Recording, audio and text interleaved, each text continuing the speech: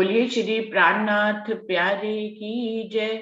बोलिए श्री सद्गुरु महाराज की जय। सुंदर साथ जी, जो हमारा टॉपिक है वो कल वाला ही है। मैं चौपाई एक बार दोबारा पढ़ती हूँ कि किसके ऊपर हमें मंथन करना है। और ये मार्फत सागर के 7वें प्रकरण की 9वीं चौपाई है, जिसमें लिखा है, और कया बीच हदीस के मेरे पीछे होसी इमाम, मैं डरता हूं तिन से गुम करसी गिरो तमाम। कि मैं हदीसों में ऐसा लिखा है, और कया बीच हदीस मेरे पीछे होती इमाम, के मेरे जाने के बाद बहुत से इमाम ऐसे होंगे, मैं उनसे डरता हूं क्योंकि वो गिरोह को, सारी गिरोह को गुम कर सी गिरोह तमाम। वो कहेंगे कि मेरा तरीका है, लेकिन वास्तव में वो अपने ही तरीके को यहाँ पर प्रदर्शित करेंगे और कहेंगे कि वो मेरा तरीका है। तो मैं ऐसे अगुए ज्ञानियों से डर रहा हूं, ऐसा वहां पर मोहम्मद साहब ने लिखा है। तो कल कल भी इस पे सुंदर साथ जी ने मंथन किया है। अभी आज बहुत से सुंदर साथ रह गए थे जिन्होंने इस पर नहीं बोला है। तो मैं देखती हूँ कौन सुंदर साथ पहले आना चाहेंगे इसके बारे में बात करने के लिए। कोई सुंदर साथ अपने आप से आएंगे? नरेश भाई जी आप आएंगे? अमित जी आप बताएंगे? अमित जी ने माइक खोला है। नाम जी। प्रणाम जी। मैंने तो अभी ज्वाइन ही किया, मैंने माइक नहीं खोला, गलती से खुल गया था जी। मैं इस बारे में मैं तो पूछा है, मैं बोल भी नहीं पाऊँ, मेरे को पता नहीं इस बारे अच्छा ठीक है, चलिए अमित जी कोई बात नहीं, आपका माइक खुला होता है इसलिए मैंने आपसे पूछ लिया। तो गोविंद भाई, नरेश भाई जी आप आएंगे क्या?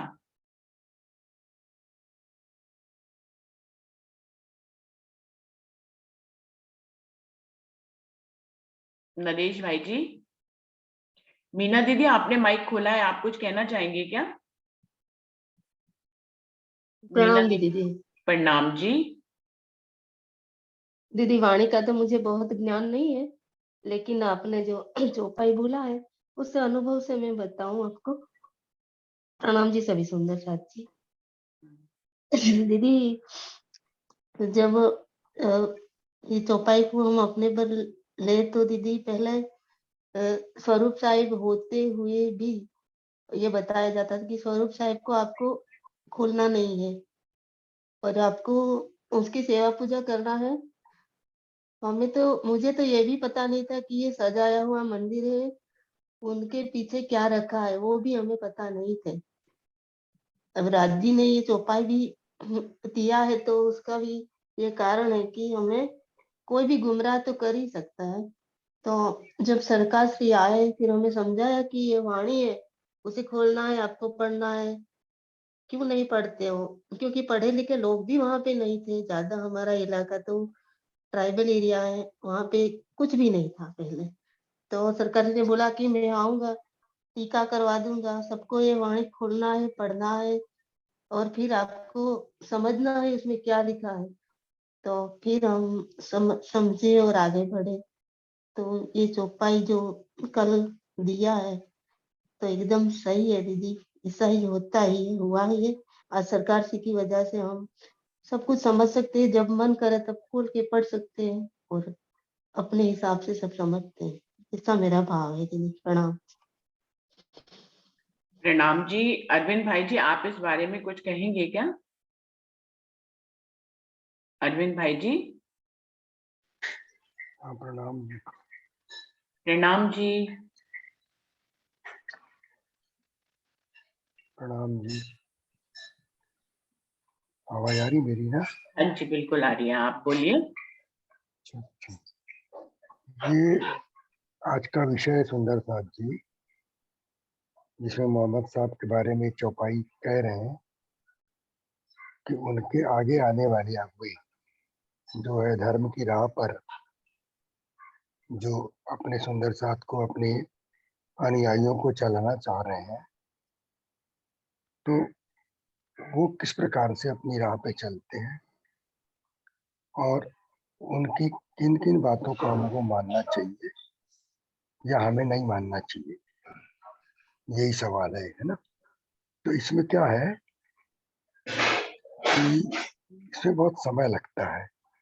सुंदर साथ जी तारतम लेने के बाद सालों लग जाते हैं, तारतम को समझने के लिए, तारतम वाणी को समझने के लिए, स्वरूप साहब की बातों को समझने के लिए, और फिर मेन जो उद्देश्य है उसका, वाणी का सार जिसको बोलते हैं, वो अगर समझ में आ जाए और उसके अनुसार हमारे अगुवे चलते हैं तो उनकी बातों को समझने में हमें कोई दिक्कत नहीं होती और उनको हम फॉलो कर सकते हैं। लेकिन अगर वो वाणी में कुछ लिखा है और समझा कुछ रहे हैं, अगर ये चीज अगर आप ये मान लो तो फिर एक सोचने का विषय हो जाता है कि क्या हम उन बातों को फॉलो करें या न करें, क्योंकि केवल हमें तारतम मंत्र देने वाला ही हमारा अगुआ है ऐसा हम नहीं कह सकते, क्योंकि जो भी तारतम मिला है वो उसके बाद सुंदर साथ बन जाते हैं। जिनको तारतम मिलता है वो सुंदर साथ कहलाते हैं हमारे प्रणामी धर्म के अनुसार। और तारतम मिलने के बाद वो अपने हिसाब से वाणी का अध्ययन करते हैं, समझते हैं, और जैसे कि प्राणनाथ जी ने कहा कि कोई भी तारतम जिसको मिला है, जो अध्ययन कर रहा है, वाणी ज्ञान मिल रहा है, वो दूसरों को भी दे सकता है। तो दे रहे हैं, वो अपना कार्य कर रहे हैं, जागतिक कार्य को आगे बढ़ा रहे हैं। अब ये शंका जो है, बेशक इलम न आने से हम सुंदर साथ के बीच में आ रहा है कि हम अपने अगुओं की बात माने कि नहीं माने, क्योंकि जिनको तारतम मिला है वो भी परम धाम की ब्रह्म सृष्टियां है, सुंदर साथ है। जिनको तारतम दे रही है वो भी परम धाम की ब्रह्म सृष्टि मानकर दे रही है। और हमको तारतम मिल रहा है तो हमने भी अपने आप को परम धाम की ब्रह्म सृष्टि का दावा दे रखा है। तो फिर हमको खिलवत वाणी के अनुसार बेशक इलम प्राप्त करके किस प्रकार से बेशकी की राह पर हम चले, इसके बारे में अपने को सोचना चाहिए। और मेरा ख्याल से तो अब जैसे हमने गुरु से तारतम लिया है मान लो, तो वो कौन है? जैसे मेरे गुरु है प्रेमानंद जी, तो प्रेमानंद जी कौन थे, है ना? ये बातें हमको कब समझ में आती है? जब हम वाणी अध्ययन करके जब अपने आप को देख लेते हैं, प्रेमानंद जी को जांच लेते हैं कि वो कौन थे, तो वो भी तो हमारे राज्य महाराज के ध्यान के स्वरूप है, लीला स्वरूप है, अनंताद्वैत लीला के स्वरूप प्रेमानंद जी थे। वो भी वो 30 साल की उम्र में धाम चले गए हैं। तो अब सदानंद गुरु जी हमारे आगे, वो भी किसी कार्य को कर रहे हैं। समाज सेवा करना भी एक प्रकार से सुंदर साथ उसमें शामिल हो जाता है। तो सारी समाज सेवाओं का जो समाज के द्वारा समाज की सेवा करना, ये जो उद्देश्य अपने जीवन का जिन्होंने बना लिया है, और उसके बाद वो परम धाम की बात करते हैं, परम धाम को पहुंचाते हैं भागवत के माध्यम से। और भागवत के माध्यम से तो उन्होंने अपना कार्य कर लिया है कि उनके गुरु ने बताया कि भागवत के माध्यम से यागनी करो, और वो अपना कार्य गुरु की आज्ञा का पालन कर रहे हैं। इस प्रकार से प्रत्येक सुंदर साथ जो तारतम देता है, लेता है, और आज वो हमारे अगुआ कहलाते हैं, वो अपने अपने गुरु को राज्य महाराज मान करके उनकी आज्ञा के अनुसार पालन करते और सारे सुंदर साथ को अपने को समझा रहे हैं। तो हमें किसी भी अगुवे के प्रति किसी प्रकार का शक नहीं होना चाहिए। ये आज की स्थिति बता रहा हूँ मैं आपको। मोहम्मद साहब के समय की बात की अलग थी, वो बात अलग थी, उस समय शंका हो सकती थी, लेकिन क्योंकि उस समय तो पूरा तारतम वाणी आई नहीं थी ना, इसलिए बात निकली है। अब तो तारतम वाणी आ गई है, क्लियर हो गया, सब कुछ हो गया है। और ये इतने दिनों बाद समझने बाद हमने पता लग गया है, हमको पता लग गया है कि ये हमारे राज्य महाराज ही सब सुंदर साथ के रूप में, परमहंस के रूप में, आगुओं के रूप में वही बात कर रहे हैं। तो हमें को कोई शक होना नहीं इसमें कि वो परम धाम की बात करते हैं, और उन्हीं के अनंताद्वैत स्वरूप सब है। जैसे अब बिहारी जी विरोधी स्वरूप हो गए, तो महराज ठाकुर ने कभी उनका विरोध नहीं किया। उनको दुख होता था कि ये क्यों ऐसी राह चल रहे हैं हम दोनों एक। तो हमें भी दुख प्रतीत करना चाहिए, लेकिन उनकी बातों को हम सीधे सीधे विरोध न करके समर्थक वृत्ति अपना करके जब उनके समय संपर्क में आएंगे और अपने कार्य को आगे बढ़ाते रहे। हम पीछे मुड़ के ना देखें। जिस कार्य को हमने किया है कि सुखदेव ब्रह्मशिष्ट को तो मैं अंगना नार, ये जो कार्य है जैसा महाराज ठाकुर ने किया वो आगे बढ़ते गए, सूरत से लेकर के बाद में आगे उन्होंने पीछे मुड़ के देखा नहीं कि बिहारी जी अब क्या कहेंगे हमें, या मेरे विरोधी मुझे क्या कहेंगे। मैं तो अपने कार्य को आगे बढ़ रहा हूँ, राज जी ने मुझे जिम्मेदारी दी है, मैं उस कार्य को आगे बढ़ के किए जा रहा हूँ। और जागनी अभियान में वो महाराज ठाकुर प्राणनाथ हम लोग के कहलाए और अपने जीवन में सफल हुए। उन्हीं के माध्यम से ये 18,758 चौपाई की वाणी हमको तारतम्य ज्ञान मिला हुआ है। और हम इस ज्ञान को समझ करके समझे तो बाद में सार निकलता है कि सब कुछ राज्य ही है। राज्य, श्यामा जी, सुंदर साथ जो भी है सब वही है, इसके अलावा कोई दूसरा नहीं है। हमारा ही स्वरूप है, राज्य महाराज की स्वरूप है, एक समर्थक एक विरोधी। इसलिए हमारे मन में तो शंका अब होना नहीं चाहिए वाणी के प्रति, या अगुवे के प्रति भी इतनी शंका ना हो कि हमारे दोनों के रास्ते अलग हो जाए, हम अलग रास्ते पर ना चले। कौन है जितने अगुवा है, सरकात्री है, राजन स्वामी है, जितनी भी हमारे अगुवे हैं हमको मार्गदर्शन करते हैं, ये कौन है एक्चुअली? यही राज्य के स्वरूप है। कभी मान लो किसी उन्होंने कोई बात ऐसी कह दिया जो आपको अच्छी ना लगे, तो अपने को सोचना पड़ेगा इन चीज को कि राज्य का स्वरूप मुझसे क्या क्या कार्य करवाना चाह रहा है, इस माया के संसार में भी मुझसे ऐसी कौन सी जागनी करवाना चाह रहा है। इन सब बातों को साथ लेकर हम चलेंगे तो मेरे ख्याल से हम भी बेशक हो जाएंगे। वाणी को समझे, सारे ही राज्य हैं और अपने अपने हिसाब से अपने अपने समय पे वो समय अनुकूल वातावरण बनाने के लिए अपने हिसाब से अपनी बात को हम सबके सामने रखते हैं। इसलिए हमें इस अपने शक को दूर न करके परम धाम में अपने आप को बनाए रखें, सुंदर साथ कहलाएं और सुंदर साथ को जागने के माध्यम से कितना आगे हम बढ़ा सकते हैं, इन बातों का विचार हम करें। प्रणाम जी सुंदर साथ जी, प्रणाम जी, मेरा प्रणाम तो ये जी। विचार है। अर्ना दीदी आपको बुलाना चाहूंगी, आप आइए। हाँ जी, प्रणाम जी। अब प्रणाम ये जी। अरविंद भाई ने अपना अच्छे से समझा दिया, अब मेरे को क्या बोलूं, अभी इसके बाद तो क्या बचता है। बहुत कुछ क्यों? बचता है दीदी, अभी बोलिए। अभी बहुत से प्रसंग है हमारे जीवन में इस तरह के जीवन में तो हम लोगों ने चीजें बहुत सी फेस करी है भाई। पहले एक चौपाई की बात आती तो है ना, और कहा बीच हदीस के मेरे पीछे होसी इमाम, मैं डरता हूँ दिन से गुम करसी गिरो तमाम। मतलब इसमें ये अरब की बात ही चल रही है। मैंने प्रसंग थोड़ा सा पढ़ा तो उसमें तो मुझे यही एहसास हो रहा है कि ये मोहम्मद साहब कह रहे रसूल साहब की किसी में भी मेरे जाए बाद गुम कर गिरो तमाम गिरो, मतलब हर ग्रुप हर जना हर व्यक्ति विरुद्ध हो जाएगा, गलत हो जाएगा और आपस में लड़ाई झगड़े हो जाएंगे। तो ये वो जो मेरे ख्याल से जो वसीयतनामे की भी बात आती है कि अरब में सब कुछ हो जाएगा, लड़ाई झगड़ा। और इसका फिर उसके बाद ये भी बताया गया इसी प्रसंग में, एक बात ये भी आती छुपाई तो याद नहीं कि ये सारे झगड़े इमाम मेहंदी आकर मिटाएंगे। इसका मतलब ये प्राणनाथ जी के पहले की बात मोहम्मद रसूल साहब के टाइम की बात है कि जब लड़ाई झगड़े हुए अरब में, और उसके बाद जब इमाम मेहंदी आए तो उसके बाद वो कह रहे हैं ये सारे झगड़े मिट जाएंगे। भाई एक प्राण, जैसे हरिद्वार के कुंभ मेले में हो गया था घोषित कि ये सब कुछ है, प्राणनाथ जी सब कुछ है। तो ये उन झगड़ों की बात है मेरे हिसाब से। फिर उसके बाद आज की बात आती है, अगर अगुओं की बात आती है, फिर उसके बाद जब प्राणनाथ जी ने वाणी पधरा दी। अब देखिए मेरे को कई बार थोड़ा सा दिमाग में ये भी आता है, मेरे भाव है, वैसे तो हो सकता है गलत ही होंगे, आप बताइएगा, कि जिस तरह से अब रसूल साहब ने कहा मैं डरता हूँ कि कोई आने वाले अगुए गुम कर देंगे, तो उस समय भी बहुत बार मेरे मन में ये विचार आता है हम अगुओं को आगे कह रहे हैं अगुए अगुए, बाकी यहाँ वाणी के हिसाब से अगुओं की कहाँ ऐसी कोई वो आ रहा है कि अगुओं को ही मानो और अगुओं की आरती उतारे, ऐसा कहाँ आ रहा है किसी वाणी में, मेरे को तो समझ में नहीं आया। अच्छा, फिर छत्रसाल जी ने जरूर आरती उतारी थी, तो छत्रसाल जी ने तभी पहचान हुई और उसके बाद ही हमें उस वाणी से पहचान हुई, फिर उसके बाद वाणी को पधरा दिया। अच्छा, फिर विचार करें प्राणनाथ जी ने वाणी को क्यों पधराया, वाणी को ही पधराया ना कि आने वाले समय में कुछ भी हो सकता है, ऐसा भी भाव आ रहा है मन में, इसीलिए वाणी को बढ़ाया कि वचन ही सब कुछ है।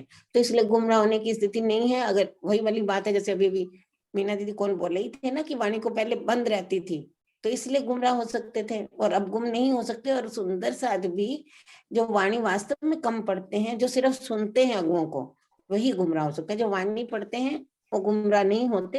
और मुझे ऐसा भी लगता है कि अगुए कोई गुमराह नहीं करते, हर एक की अपनी अपनी समझाने की स्टाइल है। अब कृष्ण जी की बात जैसे कल कर दी साहब जी, अब कृष्ण जी लोग सुंदर साथ कहते हैं, कहीं वो हमारे पास जो सुंदर साथ आते हैं, जो लोग आते हैं, वो कृष्ण के नाम से ही आते हैं। ऐसा नहीं कि उनको पता नहीं है कृष्ण की त्रिविध लीला, किसको नहीं पता है, सभी को आजकल पता है, सभी पढ़ते हैं। जिन्हें अगुए लगे हैं मतलब उनको तो पूरी वाणी की समझ है मेरे हिसाब से। तो चला के तो गुमराह मेरे को नहीं लग रहा। आज कोई कर रहा है और कोई कर रहा है, वो तो गलत है ही, पहचान नहीं कर पा रहे हम भी ऐसे। तो बस इतना ही बोलूंगी। अपने भाव तो यही है कि मतलब वाणी ही अपनी सब कुछ है, वाणी पे विश्वास, वाणी को पढ़ के ही पहचाने। प्रणाम जी। प्रणाम जी। प्रणाम जी। प्रणाम जी। हाँ रंजना, आप बताओ। प्रणाम जी दीदी। प्रणाम। इसमें जो एक अगुए शब्द कहा गया है, जिसके लिए भी कहा गया है, या जैसे भी मोहम्मद साहब ने बोला कि मेरी उम्मत को जैसे गुमराह ना कर दे, इसमें एक्चुअल में जो देखा जाए तो इसमें अगुओं की पहचान या रहनी होनी चाहिए ना, जो हमारी राज्य में लिखी गई।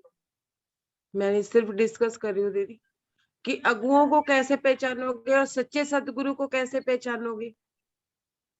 ये अगुवे से मतलब ये है कि जो ज्ञान को आगे फैला रहे हैं, जो ज्ञान को दूसरे तक पहुंचा रहे हैं। इसमें जरूरी नहीं है कि मतलब जिनको बहुत ऊंची पदवी प्राप्त है या जिनके पास बहुत अनुयायी है उन्हीं को ही अगुआ कहा गया। अगुए किसी भी स्तर पे कह सकते हैं।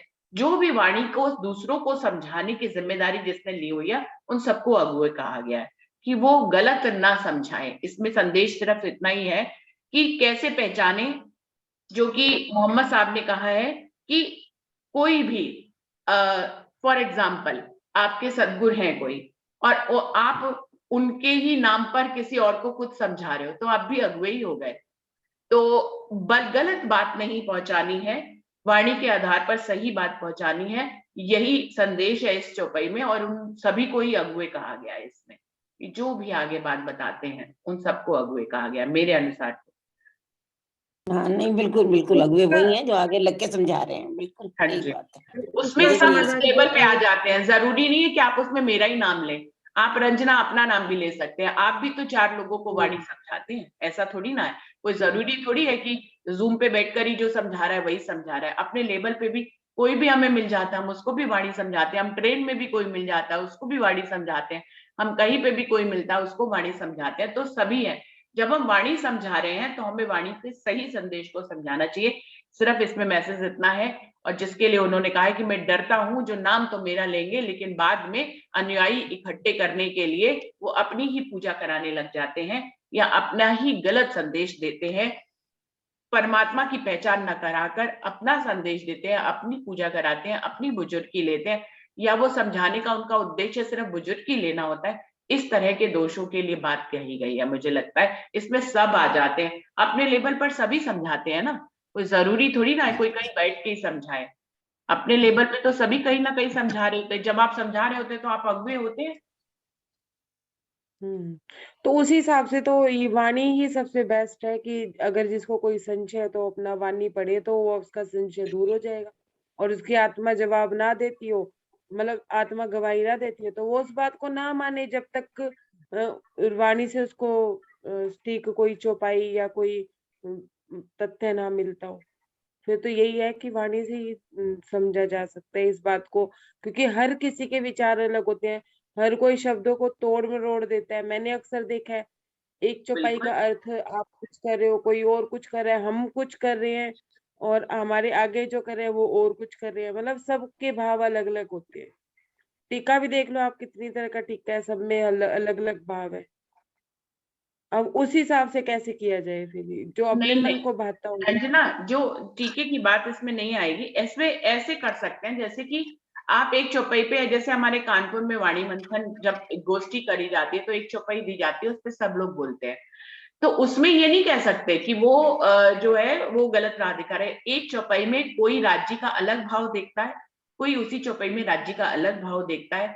कोई उसमें कोई और तीसरा भाव देखता है, तो उसमें तो हम ये कहेंगे कि वो सब राज्य की पहचान करा रहे हैं। ये अलग बात है कि वो उसमें, जैसे हम अपनी ही खाली बात करें, जैसे मैं ही अक्सर कहती हूँ कि आज से 20 साल पहले किसी चौपाई का अर्थ मुझे कुछ और समझ में आता था, आज 20 साल बाद मेरी अवस्था बदल गई तो मेरे लिए अर्थ कुछ और हो गया। तो ऐसे ही एक चौपाई पे जब 10 लोग बोलते हैं मान लीजिए, तो उनकी अवस्था अलग अलग होती है, वो सब राज्य की बात कर रहे होते हैं, उसमें नहीं कह सकते कि वो मतभेद कर रहे हैं या वो गलत पहचान करा रहे हैं, ऐसा नहीं कह सकते।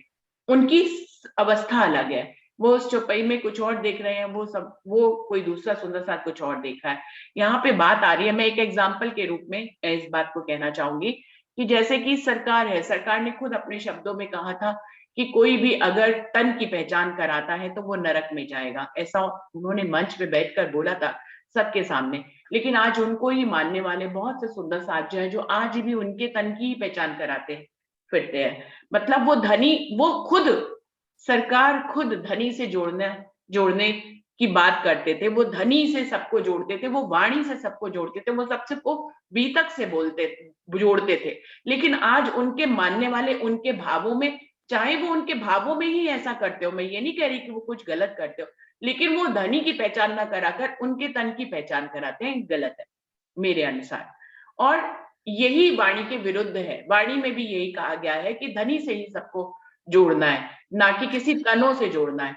तो ये बात यहाँ पर आ जाती है, मुझे ऐसे समझ में आती है कि ये हमें सबको जो भी कर रहे हैं, आगे चर्चा वाणी कर रहे हैं, सुना रहे हैं, उनको वाणी विरुद्ध नहीं बोलना चाहिए, व्यक्ति विशेष के बारे में नहीं बोलना चाहिए, उनको राज्य के बारे में बोलना चाहिए, जो कि सर्वोपरि है, वो वाणी विरुद्ध नहीं है मेरे अनुसार। अगर तन की पहचान कराते हैं तो हम सब जो है वाणी विरुद्ध जाते हैं, क्योंकि वाणी में कहीं पे भी तनों की पहचान के बारे में नहीं लिखा है, वाणी को ही पधराया गया है, वाणी सर्वोपरि है। तो इस तरह, ये मैंने एक एग्जाम्पल दिया है आप लोगों को सुंदर साथ जी की, इस तरह की बात हो रही है कि कहेंगे तरीका उन्हीं का है लेकिन करेंगे अपना, तो उनको जो प्रिय लगता है वो वही बताते हैं। तो ऐसा नहीं होना चाहिए, हमें वाणी के आधार पर चलना चाहिए। कोई और सुंदर साथ इस बारे में कुछ कहना चाहेगा? सुनीता दीदी कुछ कहना चाहेंगी, नरेश भाई कुछ प्रणाम जी। प्रणाम जी। जो सुंदर साथ हमारी जी, जो बानी आई है, राजी महाराज ने हमको बानी दी है, वो शरीर की पहचान के लिए तो बानी नहीं दी है, हमको हमारी आत्म दृष्टि के लिए, आत्म की पहचान के लिए ही राजी महाराज ने हमको ये बानी दी है। कि राजी महाराज हमको ये बता रहे हैं कि हम ये बानी के माध्यम से हम अपने आप को पहचाने। पहले आप पहचानो रे साधो, पहले आप पहचानो, बिना आप चिन्हे पार ब्रह्म को कौन कहे मैं जानो। राजी महाराज ने पहले ही ग्रंथ में ये चौपाई रख दी है। तो राजी महाराज ये बानी के माध्यम से हमको ये कह रहे हैं कि पहले आप पहचानो कि आप कहाँ से आए हैं, और ये बानी के माध्यम से आप परमधाम का सुख ले पा रहे हो, और ये बानी के माध्यम से ही हम परम धाम का सुख ले पाएंगे। जो हमारे पास जो बानी होगी, हम बानी को समझते होंगे, हम बानी को समझेंगे, तभी हम ये जो अगुवाओं बोले कि हमको पद भ्रष्ट कर देंगे, हमारी राह बदल देंगे, तो जब तक मैं मानता हूं कि जब तक हमारे पास बानी है, हमारे पास धनी, हम परम धाम में अपने आप को दे रहे हैं, तो कोई ऐसी भी ताकत नहीं है कि जो हमको हमारे परम धाम से हटा दे, हमको परम धाम से दूर कर दे, ऐसी कोई ताकत नहीं है। क्योंकि देखो कि ये हमारी जो बानी है, हम बानी को साथ में लेके चलेंगे, तो कोई हमको धर्म से, हमारे मार्ग से हमको कोई भी चाहे कितना भी प्रबोध दे, हमको ज्ञान दे, फिर भी वो हमको हमारी बानी से नहीं हटा पाएंगे। ऐसा मेरा भाव है दीदी। बिल्कुल सही आपने बताया है। सुनीता दीदी आप कुछ कहना चाहेंगे इस बारे में? प्रणाम जी दीदी। प्रणाम जी। हंसा बहन आप बताएं। मैं भी भैया का जैसा ही मेरा भाव है कि अगर जो वाणी पे हमें यकीन है ना, तो कोई हमें वो भटका नहीं सकते हमें। वाणी में तो ये सब कुछ है ही। वाणी अगर खिलवत पड़े, अब सब कुछ राज्य ने तो ये सब निध दे दी है। हम कहाँ से आए हैं, हम कहाँ, हमारी चाल भी कैसे, ये सब कुछ जैसे चाल है, आप अपने कैसे चाल है खुद समझ के बताओ। तो ये सब समझ में आ जाता है कि अब वाणी अगर है तो कोई हमें गुमराह नहीं कर सकते। अगर गुमराह करने जाते हैं फिर भी हमें समझ में आ जाता है कि नहीं नहीं ये सही नहीं है, वाणी भी सही है, तो वाणी से हम कर सकते हैं। बस यही भाव है मेरा। वाणी पे यकीन है हमें तो हंसा दीदी ने सही बोला कि ये वाणी के माध्यम, अगर वाणी हमारे साथ होगी, कोई हमको गुमराह भी करेगा ना, तो अपने आप ये वाणी के माध्यम से हमको न जाने राज्य कौन सी शक्ति देते हैं, लेकिन अपने आप को पता तो चल ही जाता है कि ये बंदा है वो कहीं हम दूसरे मार्ग पे चढ़ाने के लिए जा रहा है। ऐसा राज्य महाराज की कृपा है या महर है, वो तो मैं नहीं जानता हूँ, लेकिन ये चीज तो आ ही जाती है कि ये गलत बात है और ये सही बात है, इतनी पहचान राज्य महाराज दे देते हैं। और हम तो वैसे ही, हम तो राज्य महाराज के श्री चरणों में बैठे हैं और श्री चरणों में बैठ के खेल देख रहे हैं, खेल में भी ये सब कुछ बात कर रहे होते तो हम राज्य महाराज भी ये लज्जत ले रहे हैं और हम भी ये परम धाम का सुख खेल में बैठ के भी देख रहे हैं। ऐसा मेरा भाव है दीदी। बिल्कुल। सुनीता दीदी आप कुछ कह रहे थे, आप आइए।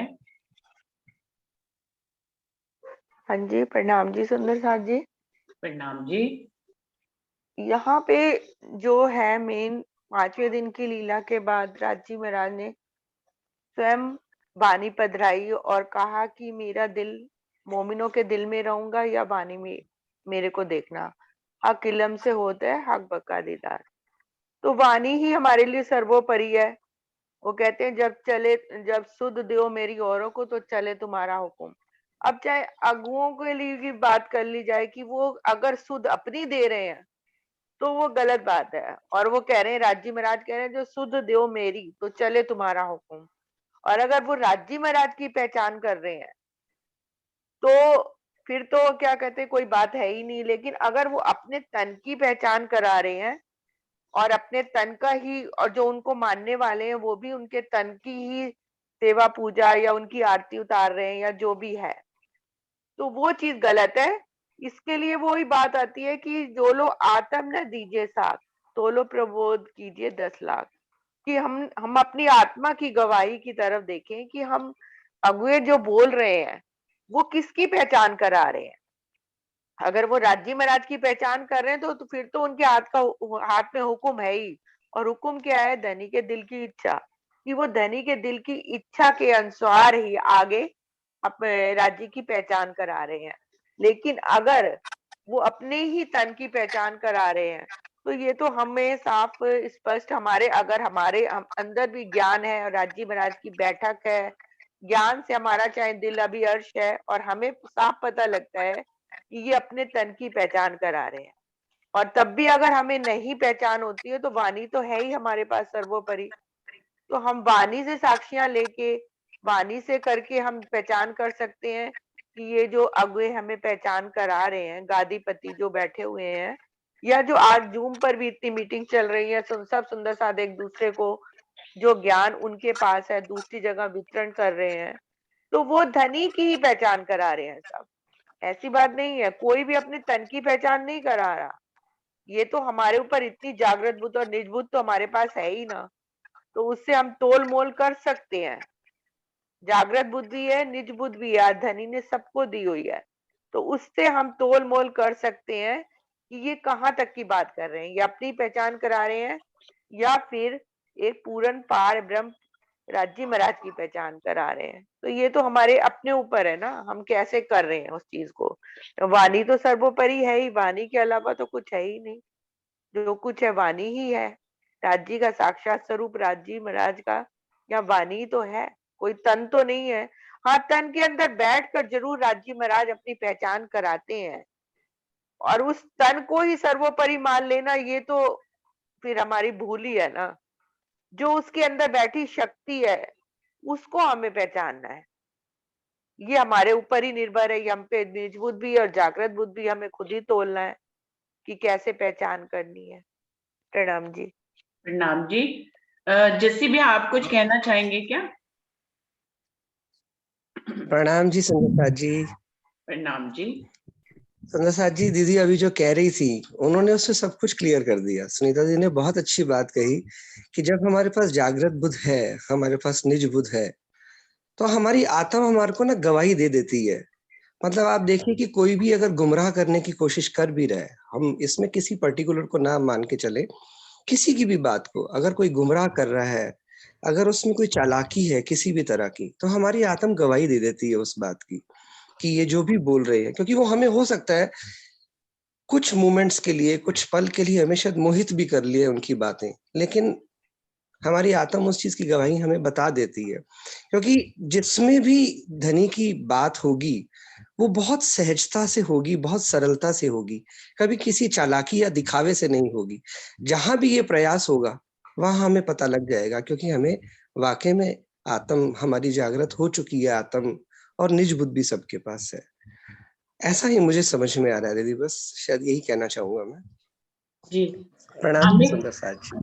प्रणाम जी। अमित जी, अभी कुछ इसमें अगर शेष रह गया है, आपको कुछ और इसमें क्लियर करना है तो आप सुंदर साथ से पूछ सकते हैं। मुझे लगता है ये विषय क्लियर हो गया है। अमित जी आप बताएं। नहीं ठीक है सुंदर सा जी, बढ़िया बताया, सब सुंदर सा है। तो वैसे तो मैं बताती नहीं हूँ कि टॉपिक किसने दिया है, लेकिन अमित जी ने खुद ही बोला कि ये टॉपिक उन्होंने ही दिया था, तो इसीलिए मैंने उनको बुलाया कि कुछ और शेष रह गया हो तो जरूर आप पूछ सकते हैं। तो ये टॉपिक अमित जी ने दिया था। मुझे लगता है कि निष्कर्ष के रूप में अब समय भी कम रह गया है, तो हम सबको यही समझ में आया है जो सब सुंदर साथ ने बोला है कि अगुओं को, जो ये इस टॉपिक में प्रश्न था कि अगुओं को कैसे पहचाने कि कौन हमें सही मार्गदर्शन दे रहा है और कौन हमें सही मार्गदर्शन नहीं दे रहा है, इसका आधार तो सिर्फ वाणी ही है। हम वाणी के आधार पर आज राज्य ने हर दिल को अर्श करके और हर दिल में अपने आवेश का हिस्सा देकर उसको इतना पक्का, प्रवीण और समझदार बनाया है कि वो बिल्कुल तौलमोल कर सकता है कि अगुए उसे उन्हें कहाँ ले जा रहे हैं। तो ये वाणी ही आधार है। जो भी रूप, जो भी स्वरूप कहना चाहिए, जो भी तन हमारे सामने आता है, जो वाणी चर्चा कर रहा है, अगर वो हमें गवाही देता है वाणी की, किसी भी बात की, वो अगर हमें गवाही देता है बीतक की, वो हमें गवाही देता है धनी से जोड़ने की, और हमें धनी से जोड़ता है, तो वो बिल्कुल सही अगुआ है। मेरे अनुसार मैं स्पष्ट शब्दों में कहूंगी कि वाणी बीतक की गवाही के माध्यम से कोई अगर राज्य से जोड़ रहा है तो वो सही ज्ञान दे रहा है। और जो वाणी बीतक का हमें कोई प्रमाण ही नहीं दे पा रहा है और हमें धनी से ना जोड़कर चाहे कितने ही सम्माननीय तनों से जोड़े, तो वो गलत है।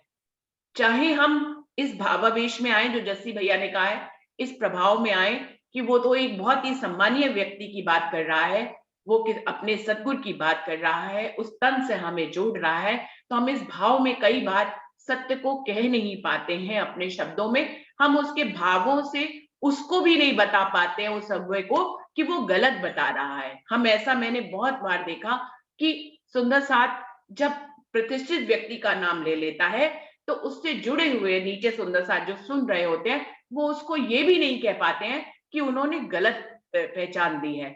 वो नहीं कह पाते, ऐसा मैंने देखा है खुद अपनी आंखों से। तो सुंदर साथ जी, हमें ये जानना चाहिए अपनी जागृत बुद्ध और निज बुद्ध के माध्यम से कि धनी ने हमें इतना होशियार बना ही दिया है कि हम जान पाए कि कौन हमें सही राह दे रहा है। बल्कि कहना भी चाहिए, कोई अगर गलत कह रहा है तो हमें उसकी बात को उसको समझाना चाहिए कि आप गलत कह रहे हो, ये वाणी विरुद्ध है, ये बीतक विरुद्ध है, सिर्फ धनी से जोड़ना ही सही उद्देश्य है। तो इस बात के, जो हमारे जीवन में ऐसे बहुत से प्रसंग आते हैं जबकि हम ऐसी परिस्थितियों में आते हैं, तो हमें इन परिस्थितियों का सामना करना आना चाहिए। अगर कोई हमारे सामने कोई विरुद्ध बात कर रहा है, तन की पहचान करा रहा है, धनी की पहचान नहीं करा रहा है, तो हमें बड़े प्रेम से इसके बारे में बात करनी चाहिए उससे। मैं नहीं कहती कि कोई लड़ाई करनी चाहिए, कोई विरोध करना चाहिए। जैसे अरविंद भाई जी ने कहा कि वो भी हमारा ही स्वरूप होता है, वो कहीं और का स्वरूप नहीं है, वो भी हमारा ही स्वरूप है, हमारा ही प्रेम का स्वरूप है, हमारे धनी का ही वो इश्क का स्वरूप है। लेकिन क्या मालूम उसको जिस तरह से समझ में आया है तो वो वैसे ही समझा रहा है। हमें उसको सही बात कहनी चाहिए, उस समय उठकर और प्रेम से कहनी चाहिए, भले चाहे अलग से कहनी चाहिए, लेकिन वाणी के विरुद्ध नहीं होनी चाहिए। हमें हमेशा वाणी के और बीतक साथ में जो दर्शाया गया है और धनी से जुड़ने की बात कही गई है, उस बात को हमें उसको भी कहना चाहिए और खुद भी अपनी इसी बात पर चलना चाहिए। मुझे यही निर्णय समझ में आता है, मुझे लगता है सभी लोग इससे सहमत हैं और सबने यही कहा भी है। दीदी प्रणाम।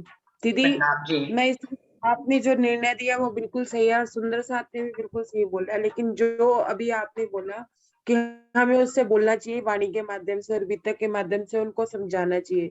नहीं जिन बोल लोगों पाएंगे। ने जिन लोगों ने अपनी समझ में बिठा ली है बात, जिनके विचार जैसे बन चुके हैं, जैसा वो परिपक्व हो चुका है, वो उसके विचार को कतई नहीं मानेगा। अब अभी आज के प्रसंग में देखिए बिहारी जी ने जब उनको पाती लिखी कि 3 जने ही तारतम देंगे और जो नियम बांधे, और श्री जी को ही उन्होंने परम धाम से निकाल दिया, तो क्या श्री जी उनको समझाने गए थे? वो समझे ही नहीं।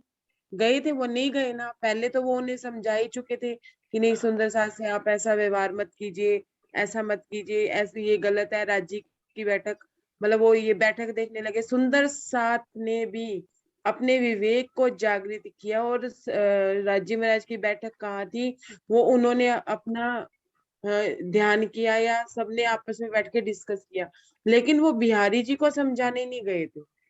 रंजना, क्योंकि वो इसमें पहला प्रयास समझ उन्होंने किया था, पाती का किया था। जवाब भी दिया, उनको बहुत प्रयास भी किया, लेकिन जब कोई प्रयास से भी नहीं माने, जो आपने कहा कि जिसने माइंड फीडिंग कर ही लिया उसी तरह की, उसको तो कोई भी समझा नहीं सकता, लेकिन उसको एक व्यक्ति समझा सकता है, एक धनी ही समझा सकते हैं। अब आप देखिए कि बिल्कुल। रतन बाई को धनी ने समझाया, एक दूसरे तन में झंडू दत्त के रूप में उनकी जागनी हुई।